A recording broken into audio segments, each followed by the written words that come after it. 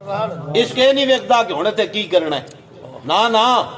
حضور نے میدان تبوک دے موقع تے صحابہ سن نا شاعر کہتا ہے نہ اس دھرتی پیدا کیتا انہاں جان نثاراں ورگا اور نہ کوئی ہویا نہ کوئی ہوسی انہاں چاراں یاراں ورگا آجی صحابہ سن حضور زبان جو لفظ علی کٹ رہے ہوندے سن تو صحابہ پہلے جناب سینہ تان کے تیار کھڑے ہوندے سن حضور حکم تا دیو اسی کسرا دی دروازے کھڑکا دیا آج حکم تا دیو تو حضور نے میدان تبوک وال جاندیا حضور نے فرمایا کہ اے میرے صحابہ میرے دین نو توڑے مال دی لوڑے اپنا مال حضور دے نا تے لے آؤ ایک صحابی دے کول کچھ بھی کوئی نہیں حضرت عقیل انصاری رضی اللہ تعالیٰ عنہ آپ دے کولو کچھ بھی کوئی نہیں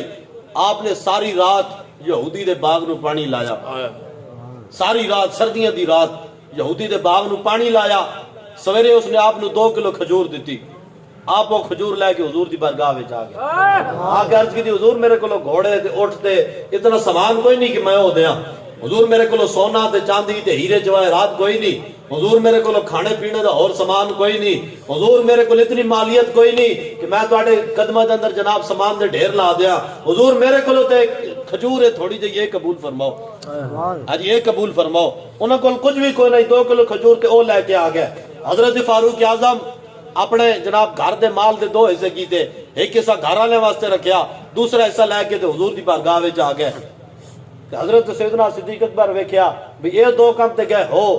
ایک صحابی کو کھجور آئی انہاں کھجور دے دیتی ایک صحابی اپنے گھر دا تھا مال دے دیتا